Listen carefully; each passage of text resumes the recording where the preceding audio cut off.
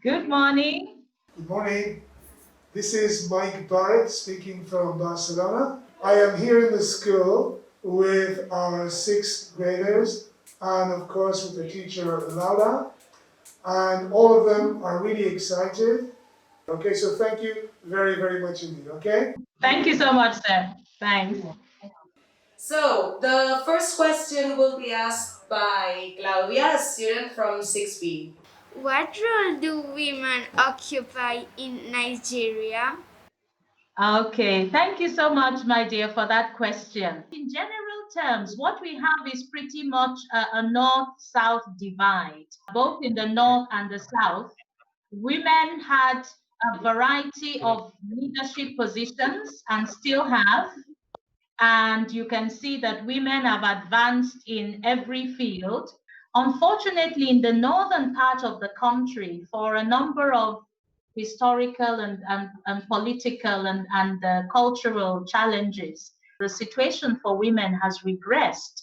And that is something that is a national challenge that we need to address. But certainly in the South, women have occupied positions as ministers, very high level positions in the federal government, in universities as vice chancellors, and most importantly, and something that you'd find very surprisingly, women actually dominate as entrepreneurs and business people in the country, in the South, much more than men. And that means that, in a sense, they also have access to financial resources and the independence that comes with that. The one position, the one single position we haven't cracked yet is that of having a woman president.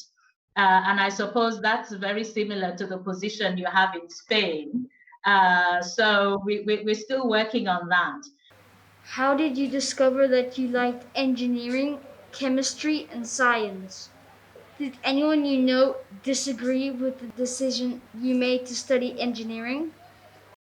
The age you are in is really a very important foundational age.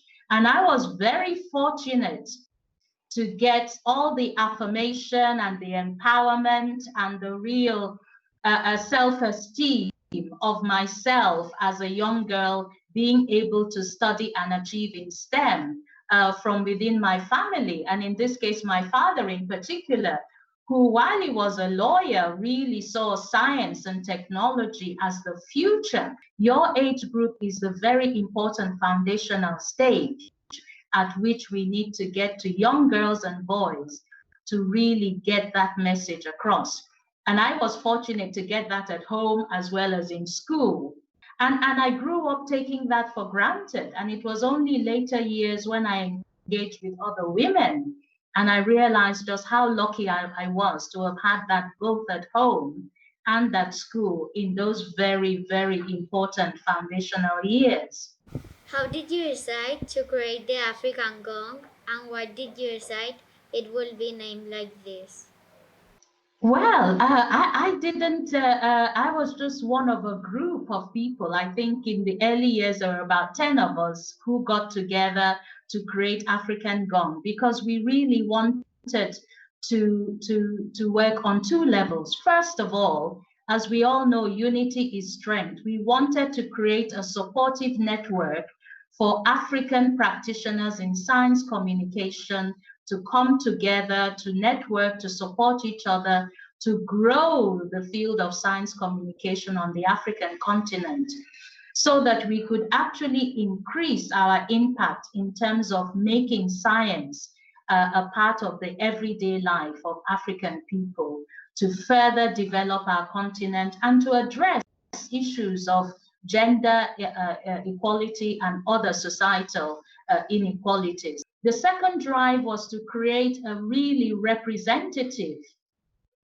Pan-African organization that would be able to give a voice to the African developments in science communication at a global level.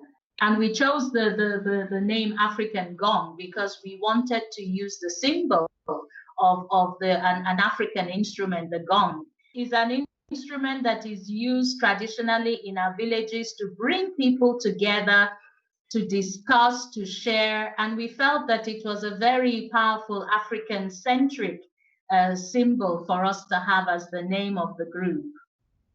What is the most difficult barrier you have come across in promoting the ideas of justice and equality? One of the important things is to realize from very early on that we need to move from the perceptions of the barriers as being on a personal or individual level.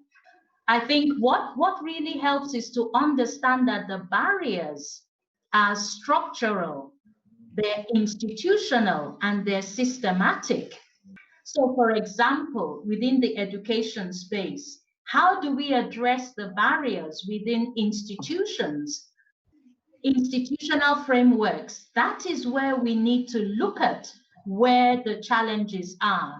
And that is the most useful place in which we can tackle them, rather than fighting individual battles, and to move away from seeing men individually or as a group as the problem, or to see people from another a racial group as the problem. And that is where we need to address our efforts if we want to actually have success.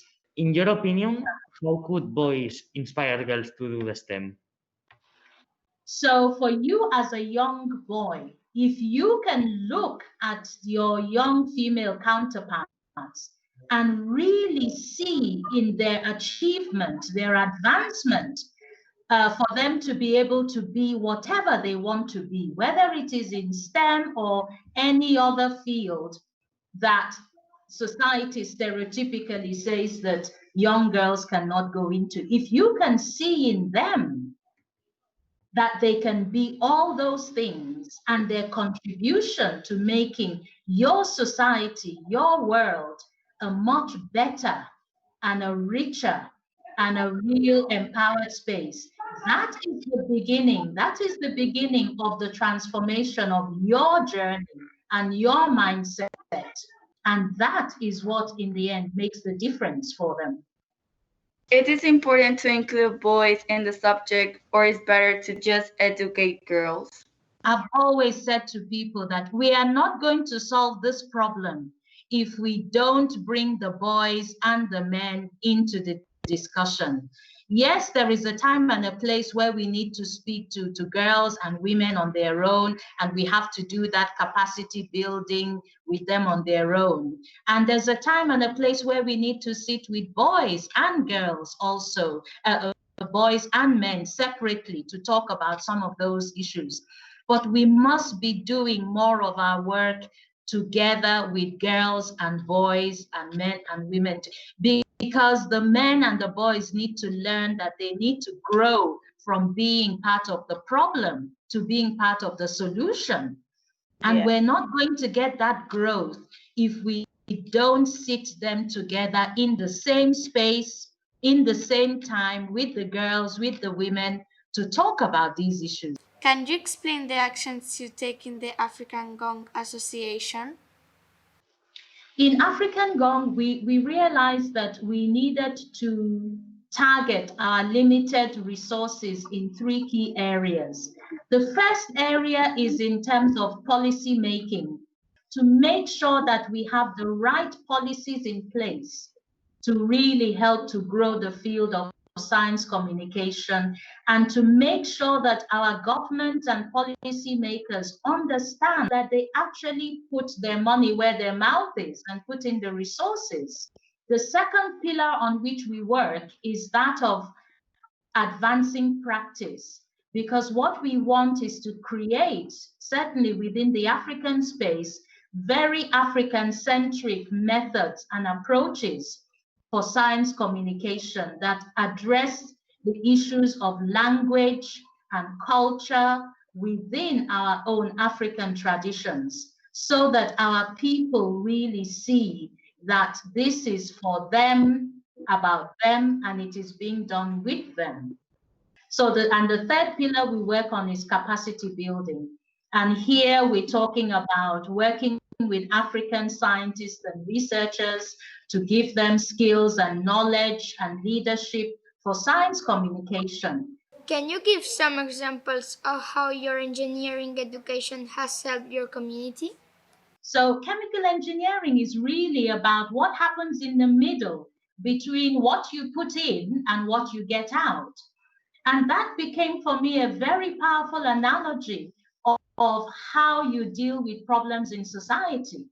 So using my chemical engineering process skills and problem solving skills, I was able to see problems in society, problems in the community, very much as problems of systems and processes that we need to unengineer we need to take them from the negative engineering that has created the problems to look at how we can positively re-engineer those systems and processes. So this has been the most powerful transferable skill from my chemical engineering in terms of what I am able to do in terms of dealing with these very long-standing and thorny challenges in society. How do you feel after doing what you wanted with so many men around you? Were you treated differently? One of the things I found growing up is that when you have been fortunate as a young girl to have that positive affirmation and empowerment, it actually acts as a kind of vaccination, so that as you go on in life, you are far less affected by those sort of negative things. Just as when you're vaccinated against a disease, as I said, I understood that the problem around me, where it wasn't about the men, it's a system problem, it's a societal problem. So once you liberate yourself from that sort of baggage, you find new ways of navigating the barriers within those systems that make it seem as if this is a problem of men versus women or women versus men. And yet it's the system that we need to attack. What motivates you to keep going when it is so hard to do what you do as a woman? So I realized that more and more that I really have an obligation to give back. I have been blessed in so many ways, and when you have been given, you must give, and you must share what you have been blessed with other people. So I realized that, and that's my motivation, to share that with other women and other men, how they can be gift givers to their daughters. So that understanding of what I have been able to be blessed with from my family, and I said in those very foundational years, because that is when the damage is done, or that is when the good foundations are set. And once you haven't got that by the time you get to 12, 13 years old, I'm afraid it becomes a real lifelong struggle to catch up. What do you think are the following steps in order to promote women and STEM? I think what we need to be doing is precisely the sort of thing we're doing now. We need to be sitting with young boys and girls of your age and even younger to be able to talk about these issues, to start to get that solidarity growing between young boys and girls at a very early age. And then building on from that, looking at institutional structures, institutional systems to make sure that they work for both women and men, so that when women are discriminated against, we actually have the legal tools to address them. What's your dream? But my hope really is that this generation and subsequent generations really understand that all these challenges we're talking about are really interconnected, and that we need that global, national, whatever, regional solidarity to solve them together. And I think we need to move away from seeing each as a specific individual problem that we can only solve at one time. We need to start to look at what we call the intersectionalities of these challenges because they are all linked. And we need to stop fooling ourselves that we can solve them one at a time. We won't. And it takes so much work and so much time. We can work smart or we can work hard, as my mom always used to say. And I think my hope is to see us working smarter by looking at all the intersectionalities that connect all these multi-challenges. And we can make much more impact and transform society much quicker and much better. But we must work together. Hi, boys and girls, and keep well and all the best for the future. I want to be reading about you all in STEM, in engineering, and to seeing you doing so well and being successful for the future. Bye. Bye.